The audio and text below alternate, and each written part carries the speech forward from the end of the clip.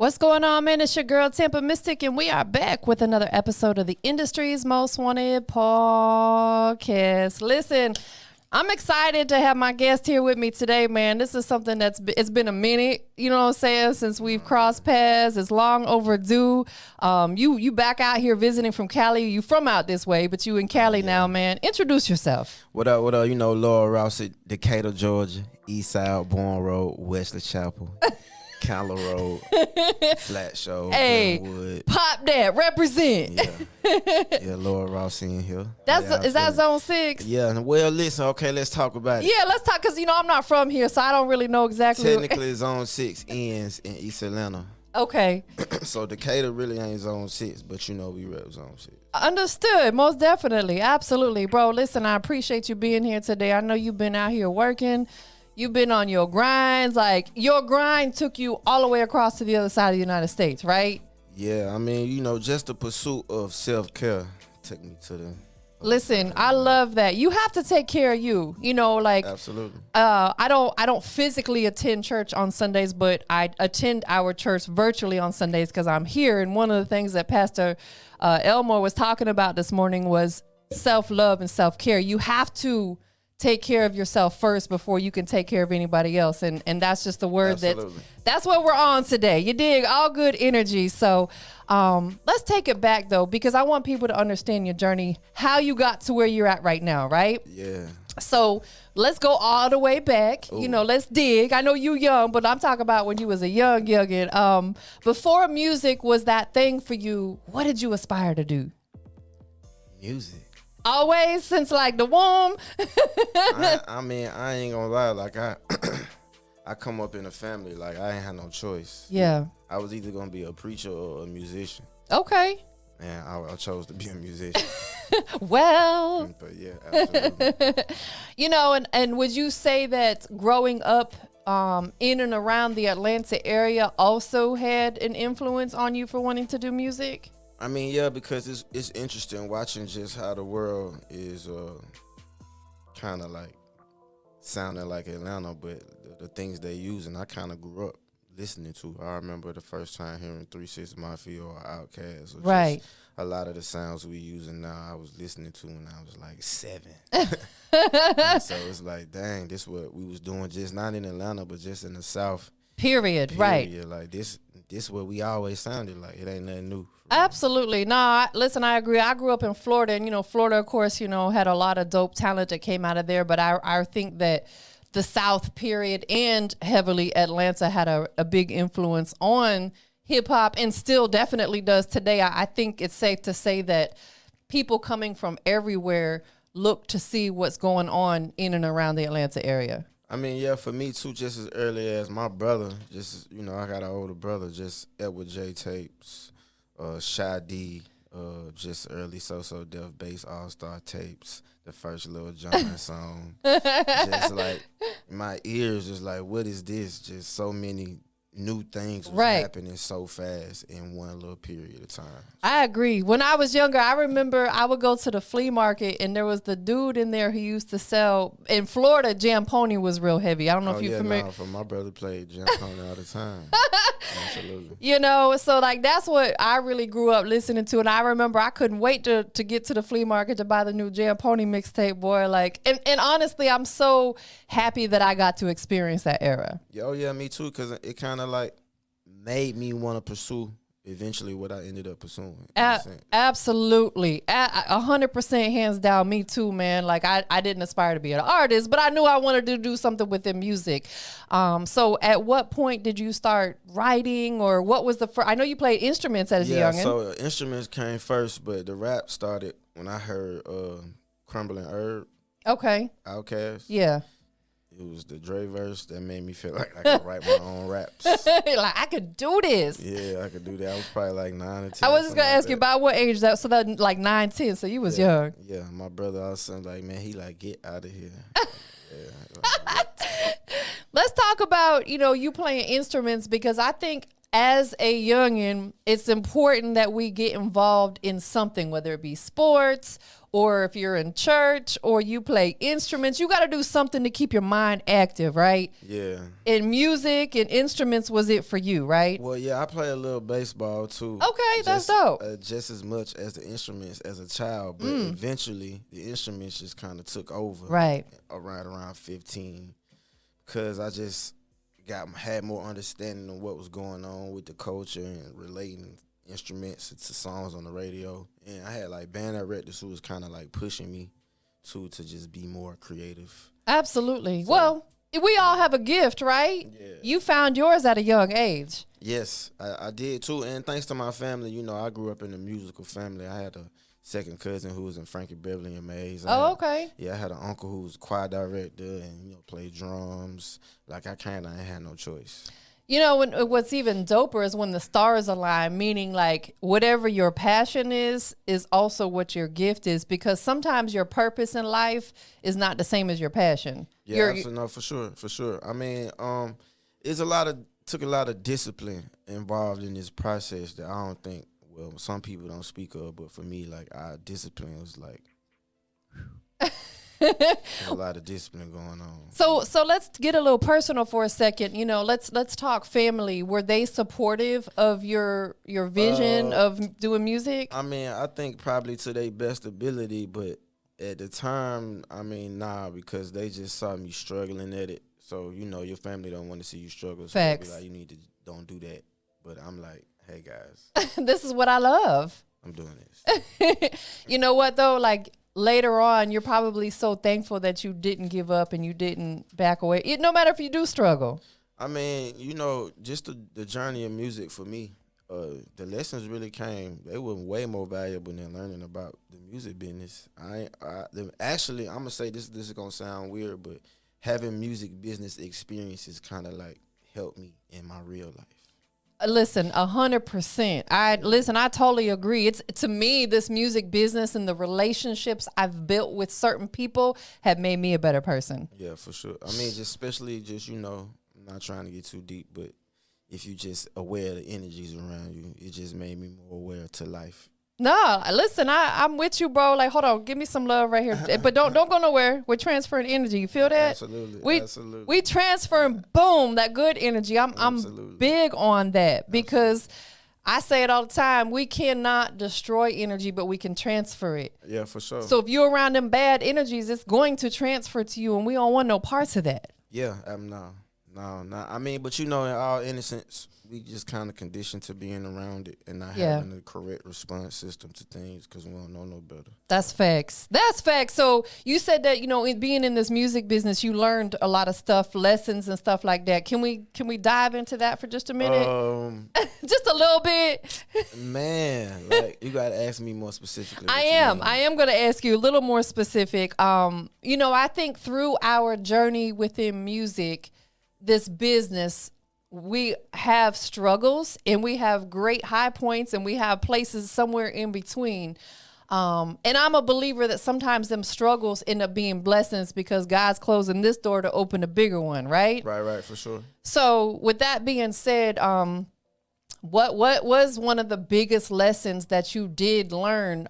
For example, you know, you talk about the energy. I'm mindful of who I associate my brand with because I work really hard to build it. And sometimes that outside person could tear you down, right? Okay. I've seen it happen. So what was a lesson that you've learned within this music business?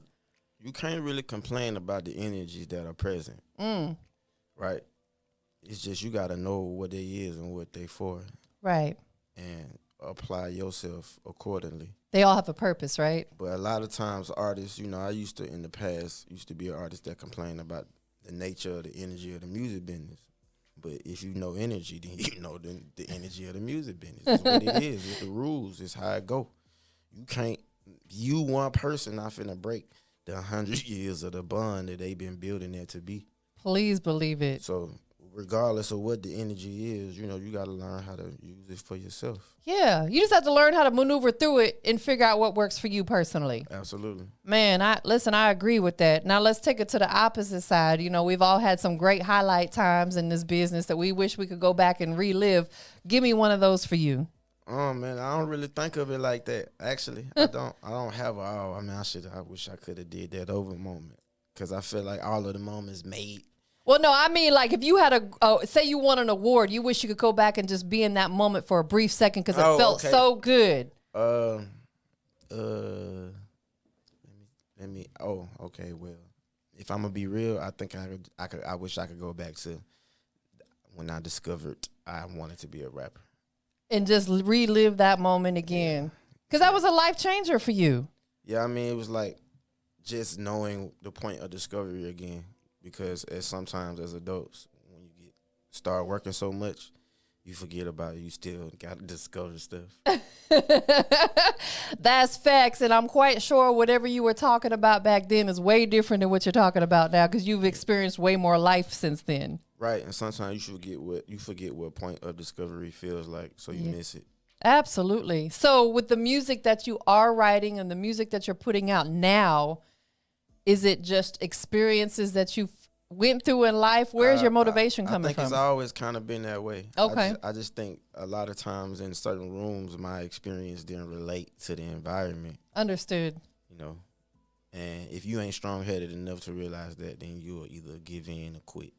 That's true. Yeah. You gotta have like thick skin and kind of be tough in this business because there's gonna be a lot of no's and a lot of naysayers and this, that, and the third. But we're not focused on that. Yeah, I mean, even to that, right? I used to be one of those people that, oh man, they gatekeepers and everything, but it's like anytime now I feel like I meet like a block in the road. To me, that's exposure of you not aware of something. Because you're complaining about the condition, so you can just become aware of it. Yes. And then make your move and go on about your business. I know that's right. What is keeping you focused within this business? Just knowing, putting everything in perspective in this place, knowing what is, what isn't, just trying to stay grounded the best I can within myself. I mean, at the end of the day, yes, I like to create music, but I'm starting to just become aware, like, what I say. How can it influence an innocent person to might have do something that ain't of them? I don't want to be a part of that. I like that. Can we talk about that a little bit more? Well, sometimes, right, because we chase these high aspirations that we don't really realize the power of what we're doing. So the power of influence is strong. Yes. And if I got music, which is a frequency, and it's the tool that is, putting out this mass amount of frequencies, then I got to like kind of a responsibility for somebody else's mind. Absolutely. Not saying that I'm living with them in mind. It's just like I'm going to have to answer for everything I put out in the world one day.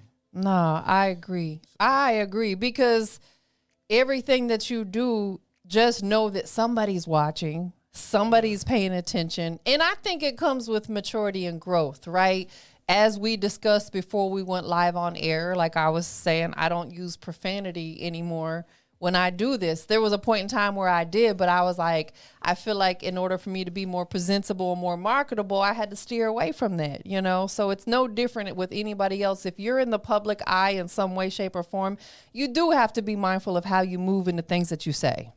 Yeah, and two, really, in hindsight, it was just for me. Like I want to feel good about what I do and what I say. I don't want to be like, man, I shouldn't have did that. Right. Because we've all had those moments, right? Yeah, for sure. We've all had, because we're human. We're not perfect. Like my little sign outside the door says, "I'm perfectly imperfect," and that's just what it is. I mean, that's it. Let's talk about during the pandemic. You made a transition to Cali at what point? Was it right before the pandemic or during the pandemic? Interesting enough, during the pandemic, I wasn't in Atlanta. I was kind of in LA, just working. Then I got stuck in LA working. And then towards like the middle of the pandemic, I went back to Atlanta from the West Coast and just kind of sat there for like 2 weeks and had a quick meeting with myself about the future, what was going on. Yeah. What did I need to do? So I just made a move to the West Coast. How has that been for you? Like, and let's talk, if you don't mind sharing, kind of on a personal and business level. Okay.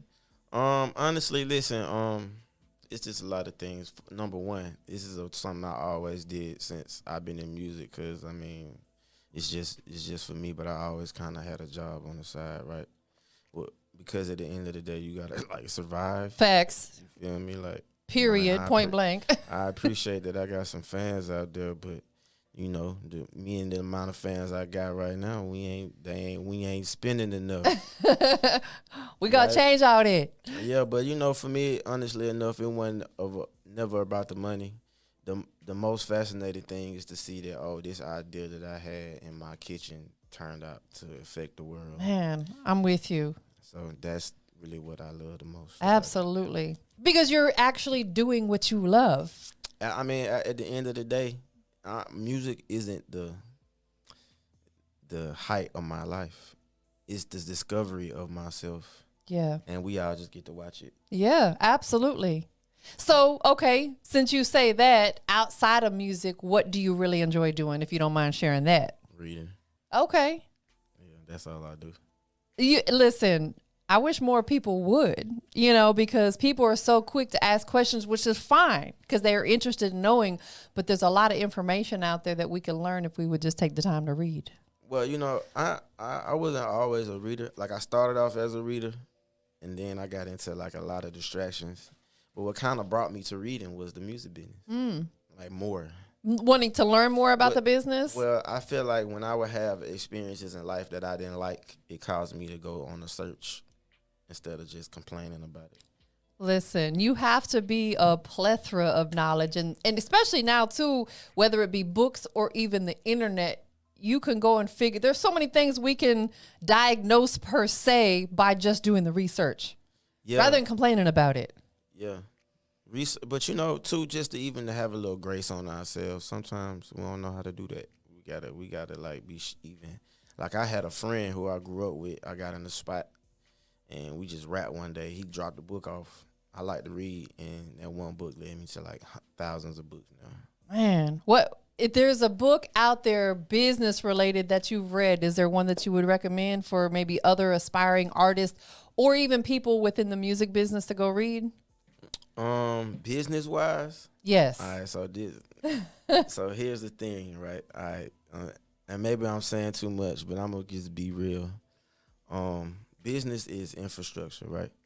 So if I want to read about infrastructure, I read about like historical governments. Okay. And because they had like 500-year plans, right? You understand? And most humans don't have a 1-year plan. And most time the businesses that we operate, it really be another man's success. Like, yeah. So I mean, although I can learn from my predecessors, I don't want to do what they did. Understood. Yeah, we're at a different time. Now, what I do read is, group up, Claude Anderson group with Power Economics. I suggest people read things about like that, like how to further your finances. Yes, absolutely, because we plan on being here for a while. And then, of course, if we have children and grandbabies and, we want to be able to set everybody else up, not necessarily to say to leave them with a big bag of money, but also teach them that financial literacy as well. I mean, it's just important because, I didn't learn it until I became an adult because I ain't had nobody before me to really explain it the way I understood it to be. Right. Just what money is in general, which is another conversation. Well, yeah, and that's definitely not something that they educate us on in school. They don't educate us on the fundamentals of life. There's, that again, that could be a whole nother show too. I mean, well, they got their curriculums. Right. Yeah. And we have ours, and for sure. It's up to us, I guess, once we become an adult to decide, okay, I need to make sure that I learn this stuff and I teach myself this if it was something that wasn't instilled into us as a youngin', which most kids, they don't get that instilled into them. Besides music, what about other things within the entertainment industry like film? Does that interest you at all? No, because music is kind of like enough for me. Okay. Music it's enough. Understood. Yeah, like I won't want to put myself deeper into it. Okay. So let's stay focused on the music then. We talked about, having a plan. You said that some of these businesses and governments had a 500-year plan. Yeah, they weren't playing. what are some of the things that you want to do with your music? You know, like I believe in having a blueprint as well. We can't just be out here winging it day by day when it comes to business. Is there things that you can share with us that are goals or aspirations for you within this music industry? Outside of the music industry, I'm into solar energy, you know, just like history. Yeah. In terms of making it a business, I can actually just see myself trying to give back to young people in terms of informing them, you know, setting them up. That's really where I'm at. Absolutely. Yeah. Do you still actively play any instruments? Piano. You do? Yep. Oh, that's dope. Yeah, I play piano all the time. Where can we catch you playing? I be playing on Instagram sometimes. Do you? I be tinkering around a little bit. He said, I be tinkering around. I need to turn my live notifications on because I need to see that. Yeah, look. So listen, somebody hacked my Instagram, and this hacker is very aggressive. Yeah, like this person hacked my Instagram. He tried to sell it back to me, and then he tried to extort me from my own Instagram page. They are doing that a lot. Yeah. I had another artist that I had these conversations with recently, and he said that the person that hacked his account not only tried to sell it back to him, but was also watching his new Instagram story from the Instagram account that he hacked him from. I said, "Ooh, that's dirty." Yeah, you gotta block them. And too, Instagram, they not really set up to help people in any type of circumstance. They sure are not. Absolutely. So you are out here till Monday. When you head back to Cali, when you hit the ground running, what are some of the things that you're going to be working on when you get back? So I got, I'm always working, but I'm putting together my first not my first mixtape, but my first mixtape in a while called Definitely Different. Okay. It's coming out Dope. April 1st. So it's already in the works. Is it complete yet, or are you still putting the final touches? Well, yeah, I got 3 of them. They all complete. So the first one is coming out April 1st. And it's going to be a trilogy all the way up. That's hard. I like that. And then I got an album called Birth of a Revolution that's 80% done. I'm just working. This guy is deep over here. I like that. I'm just working. At the end of the day, I just realized, hey, I don't have to answer to I can do what my conscience tell me to do. So I'm doing that. And unapologetically, as you should, because you are your own man. You're your own person. Sometimes we have to get out of our own way and just do it. Figure it out, right? Yes, it. Get ugly and eat. Nah, for real. Whether people agree with it, like it, don't like it, it ain't gonna stop what you got going on, period. That's it. Man, I love your energy. Thank you. So you love to read books. Yeah. When are you going to write your first one? I actually wrote a book. Oh, well, talk to us about it. I put out an EP called It's Never You, It's Always Me. I wrote a book for it, but I just didn't release it. What, are you going to? Yeah, I think I'm going to release it still. I think you should. Because it's interesting because It's Never You, It's Always Me. My grandfather's a pastor. God bless the dead, Malvin A. Lindsay. But he used to say before his sermons, he used to say, it's not that God deceived me, but I have deceived myself by the lack of love, faith, and devotion. And so I ain't realized that when I say it's never you, it's always me. It's really a book about the things that I chose that led me to all type of understanding. Absolutely. So we can anticipate that from you maybe later this year. I don't know. Just sometime in the me. future. Yeah, because I'm still. What I realized is I was like, whoa, I got more to add to this than those 2 periods in my life that allowed me to write it. Absolutely. Yeah. So I was going to play your song at the beginning, but I decided to wait, and we're going to play it at the end because I really wanted people to get to know your journey first before we lead up to the record that we're going to play, It's Mo. But before we get into that, though, anything else and we're going to do your social media and all that stuff, but is there anything else, as an artist or, anything else in your life that you got going on that you want to share with everybody? Oh, yeah, we got the Forever Bay merch. We got that. Always doing some merch. What do we got in the bag over there, brother? Oh, yeah, we got gifts for you today. Go ahead and can you carry that over here to me real quick? Yeah, we got a little bit of stuff for you. Bring it on over here. Oh, Lord, that's hard. Yes.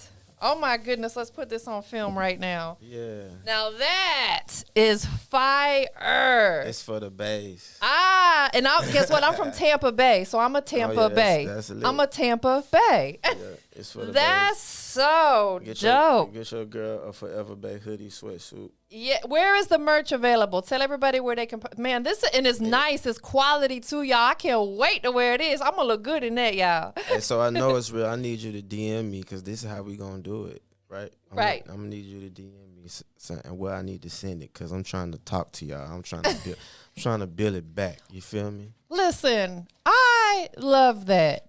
And I'm gonna elaborate on why. I've been in this business not as long as some, but longer than others, about 12 years now. And even 12 years later, I'm still just an email or a text or a DM away, right? Absolutely. And some people are like, well, you need to make yourself less available. And I'm like, I want to be able to, I want the people to know I'm real. You know, it ain't no Hollywood stuff over here. Yeah, I know how to figure out who ain't what's going on. Trust me. Me too. I can weed someone out quick when I know they ain't about their business. You know, we keep it moving. I think we've been doing this long enough to understand that. We definitely know what's going on. So people can hit you, tell them your Instagram then, or all your social media for that matter. You can hit me on IG at Worldwide Rossi, Twitter Lord Rossi. That's mainly where I be at. And I'm gonna keep it real. I ain't really the most social media guy ever because I'm a real person, but I be on there, so. Follow me. Next thing we got to do, man, there's always 3 things we got to do. One was give out your social media. The second thing we got to do is, I'm big on giving people their flowers while they're here and showing love, So man. who do you want to show some love to or shout out to? Man, I'm going to shout out the man in the back right now, straight up, because this, I got to take a moment to cut the cap. Nah, for real. I want to shout out to my brother Scrap, Break Bread. He was around at a time when he seen just how I was going. Yeah. I ain't gonna lie, if you haven't seen the Kanye, the new episode, that's kind of like my exact entrance. I have not. I have it bookmarked on my Netflix, but I have not watched it yet. Maybe I need to go do that tonight then. That's kind of like me at a point in life. Yeah. You were able to resonate with it for sure. Absolutely. I think I've seen a lot of people, and I've only seen great feedback on it, so I definitely need to watch that. But my man Scrap, Brave Bread Music Group, he don't talk, he don't do no talking. He been showing up, so hey, that's first. I definitely different Brave Bread, you know that. Listen, that's rare too, bro. It's so hard. And I don't understand why. Maybe because people don't see our vision the way we do or their energy doesn't match ours. But it's tough to find people that will come along with you on your journey and stay there with you. I mean, it's interesting you say that because I had a lot of moments in my life where I thought that, listen real quick before we go. I started, my first person I signed to was Bishop Eddie Long, just so I could get in the studio. Yeah. After I signed to Bishop Eddie Long, I got rejected by Kanye. I signed to Mace. I was signed to Rock Nation for 8 years as a songwriter. I was rocking with Tip, and I had a lot of ups and lows in my career. Of course, yeah. So I'm saying that all to say is that it ain't had nothing to do with but testament to my own character of understanding of how I go and what you got to do in terms of for yourself. Right. And I gotta just be grateful for every experience I ever had, a glimpse, for even if it was for a second or for an hour or for a lifetime. You don't understand. I'm about to show y'all. Absolutely grateful for it all, because all those trials and tests that you've been through or we've been through is what makes us who we are right now. Absolutely. So yes, we're thankful for it all. Last but not least, man, before we get into this record, which again, I like that hoodie you got on over there. Forever Bay. Yeah, the Bays. Shout out to the Bays. Shout out to all the Bays. Shout out to all my Tampa Bays. We are live and direct on the Industry's Most Wanted podcast. We got the homie Lord Rossi checking in with me today. So I got to know what makes you the industry's most wanted. Oh, that's a good question, because I'm definitely different. Just like that. You are. Yeah, we definitely different, man. You are very, very different in an amazing way. Yeah, we definitely different. I love your vibe, bro. Like I just, I want to give you your flowers while you're here because I'll keep it all the way G, and this is not to throw shade at nobody because I love everybody. I'm a people person when it comes to doing this, but just our conversation and our energy is very different than a lot of the other ones I do, and I'm grateful for that because I love being around good energy. Absolutely. Well, I want to give you your flowers back because, they really for you. I'm all right. I appreciate that. Yeah. So we about to get into this record, man. Give us some details on it. Who produced it? All right, so check this All out, that. man. This I produced this with one of my guys who was around day one. He kind of was like my brother in the music. When I first come around, I was just trying to get beats. They was like, "Get out of here, nigga." So, but for D-Town, my man D-Town Corner Boys, D-Town are great. He co-produced this with me, forever, babe, for sure. Let's go. Industry's most wanted. Definitely. Well, definitely different. Definitely. I don't wanna believe that it's one for me, no, baby. Had him by the 2-3s, played him like a 2-3, not you, babe. I wanna be laid up, just you and me. There's a place we can go. I'm talking forever, babe. Yeah. I got a million reasons never not to trust no. I stopped carrying that experience when I met her though. I was just ghetto eating, running through all of the candy yams. I done seen so many titties like a mammogram. Intoxicated intention sound loud as Sam and Sam. Paulie invested my hands, was kinda in the plan. When we was chillin' watching Kanan growing up on stars. I was stupid texting, chasing after movie stars. I ain't take you serious, I was living delirious. Red leathers made him giggle when I had curious. Green girls be bad girls for blue Benjamins. I went home, put in that work, doing the diligence. That's on a period, like the end of them sentences. Hit this several years before I got in your innocence. If they gave me rhythm, I played them just like an instrument. You gotta give me credit, cause I ain't know you had interest. I don't wanna believe that it's one for me, no, baby. Had him by the 2-3s, played him like a 2-3, not you, baby. I wanna be laid up, just you and me. There's a place we can go. I'm talking forever, babe. Yeah. And after all of my reneging, you still wanna deal. The ghetto logic in my noggin just protected me from thoughts. I was tempted by they bodies, it just wasn't real. You used to hate to talk about it, couldn't understand how just be f***ing on these that don't have to feel. I was swagging up at sway, that stumbled in my face. I ain't had to text that baby with her, we should chill. I was purging with my power, bait and kill what it is. And we first had met up, I've been dreaming about our future. A flat with a G-Wagon and a daughter with a Ruger. And when we don't use rubbers, you might hit me with a sun. Like irritated New Yorkers riding the #1. I was a nigga with an attitude, I know you weren't easy. If I